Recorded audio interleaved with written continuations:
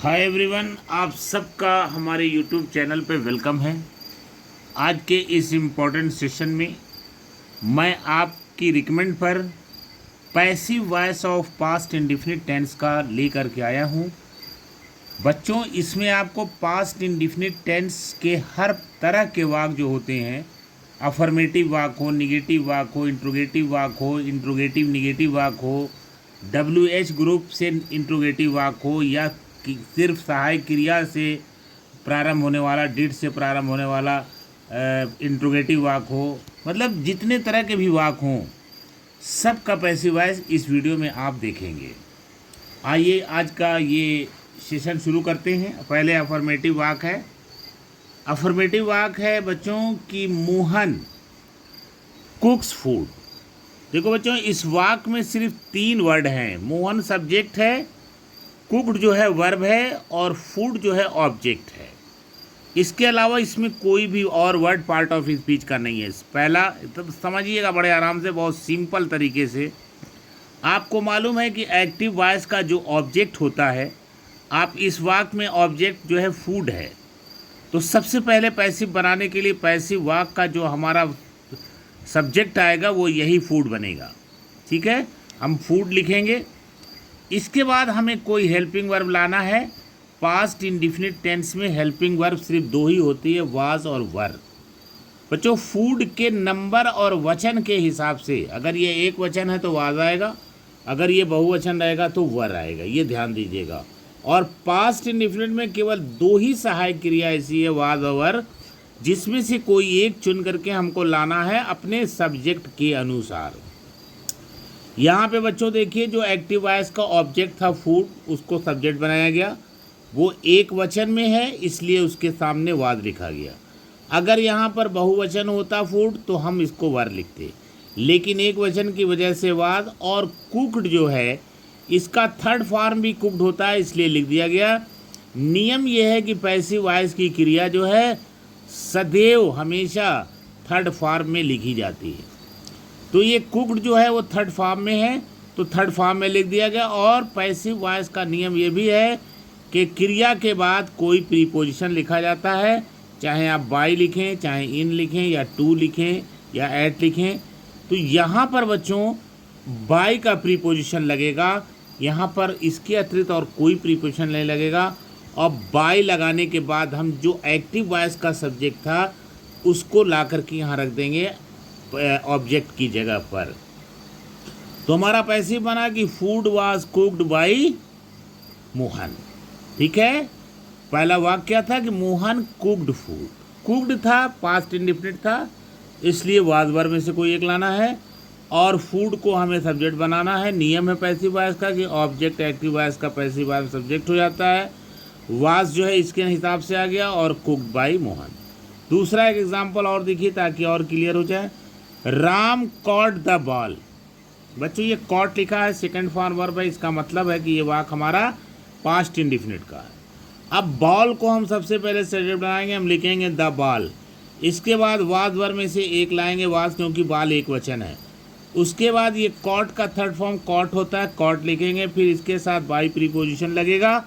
और उसके बाद जो एक्टिव वॉइस का सब्जेक्ट है रवि, वो रवि यहाँ पर आ जाएगा। हमारा पैसिव वॉइस यूँ बनेगा कि the ball was caught by Ravi. Active क्या था कि Ravi caught the ball. Answer इसका बना कि the ball was caught by Ravi.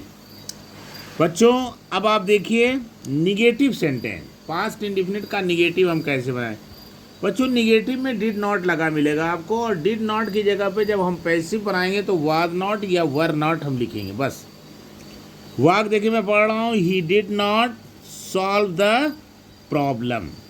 बच्चों, इसमें देखो द प्रॉब्लम जो है वो ऑब्जेक्ट है, वही पैसिव वॉइस में सब्जेक्ट बन जाएगा, और प्रॉब्लम के साथ वाज आएगा, और वाज के बाद नॉट आएगा क्योंकि निगेटिव है। तो प्रॉब्लम वाज नॉट। अब सॉल्व्ड जो है, यहाँ पे सॉल्व लिखा हुआ है, तो इसका थर्ड फॉर्म सॉल्व्ड होता है, तो हम थर्ड फॉर्म सॉल्व लिखेंगे, फिर बाय प्रीपोजिशन लगा करके जो ही है उसका ऑब्जेक्ट बनाएंगे तो हिम हो जाएगा। बच्चों, मैंने पिछली वीडियो में बताया था कि सब्जेक्ट का ऑब्जेक्ट क्या रूप क्या होता है, जैसे ही का हिम, शी का हर, आई का मी, वी का अस, दे का देम, इसको याद रखना पड़ेगा क्योंकि इसकी ज़रूरत पैसिव वॉइस में बहुत पड़ती है। ठीक है। दूसरा एग्जाम्पल आप लिख लीजिए कि they did not taste the sour mango.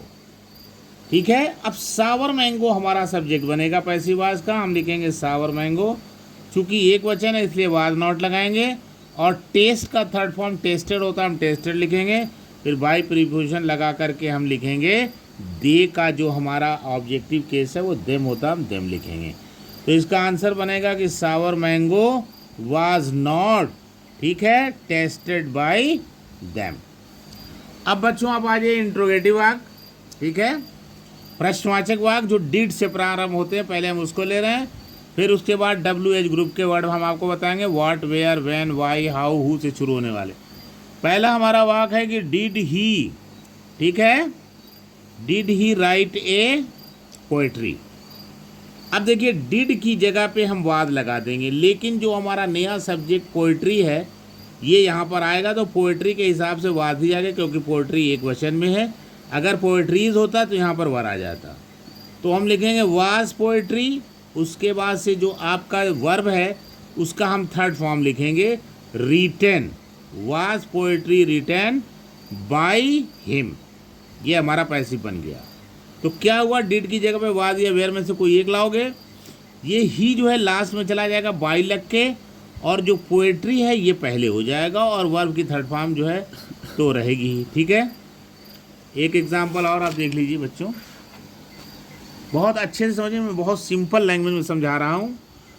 Did they get, ठीक है, डिड दे गेट नॉलेज। देखो बच्चों, डिड की जगह पे वाज या वर आएगा, नए सब्जेक्ट के अनुसार नया सब्जेक्ट हमारा नॉलेज बनेगा, क्योंकि नॉलेज ही ऑब्जेक्ट है तो यहाँ पर सब्जेक्ट बन जाएगा, तो नॉलेज के लिए वाज आएगा। वाज नॉलेज, गेट का थर्ड फॉर्म गॉट होता है।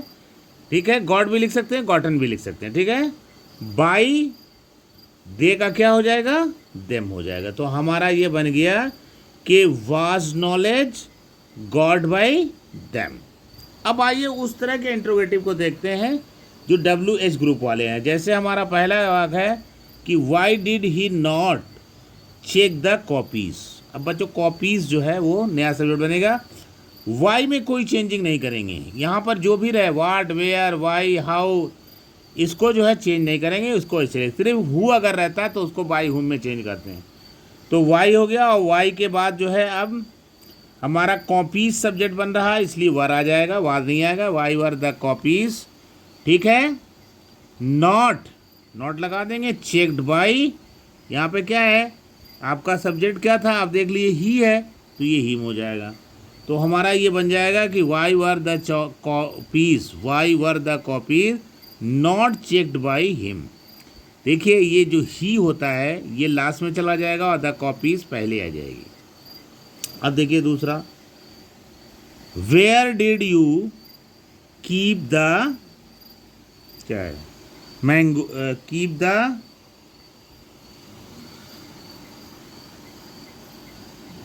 मैगजीन।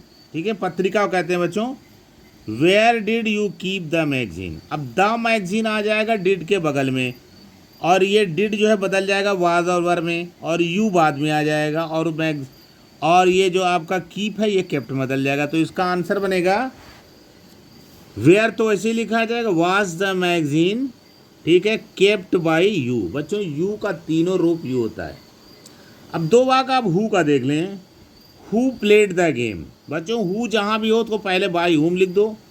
अब ये गेम है तो वाज आ जाएगा इसके लिए, क्योंकि गेम सिंगुलर है। तो बाई हुम वाज द गेम, और प्ले का आपका जो प्लेड है इसका थर्ड फॉर्म भी प्लेड होता है, आप लिखेंगे बाई हुम वाज द गेम प्लेड। एक और ले लिए, हु संग ए सॉन्ग, हु संग द सॉन्ग, तो आप लिखेंगे बाई हुम वाज द संग। ठीक है, बाई हुम was the song, was the song, song के लिए वाज आया, एक वचन है। बाई हुम वाज द सॉन्ग संग। ठीक है, ये हुआ आपका। तो आप बस ये ध्यान रखेंगे कि टेंस कौन सा है। अगर टेंस के हिसाब से सहायक क्रिया वाज और वर लाए हम, ठीक है, और हु है तो बाई हुम लगा देंगे, और ये एक्टिव वॉइस का जो ऑब्जेक्ट होता है पैसिव वॉइस में सब्जेक्ट हो जाता है, फिर सहायक क्रिया आती है और सहायक क्रिया के बाद क्रिया का थर्ड फॉर्म आता है, फिर वाई लगा के हम जो है एक्टिव वॉइस के सब्जेक्ट को पैसिव वॉइस में ऑब्जेक्ट बना करके लिखते हैं। बच्चों, अगर वीडियो आपको अच्छी लगी हो तो सबसे पहला काम आप ये करेंगे कि हमारे चैनल को सब्सक्राइब ज़रूर कीजिएगा। ठीक है, सब्सक्राइब कीजिए और लाइक कीजिए, अपने दोस्तों में शेयर कीजिए।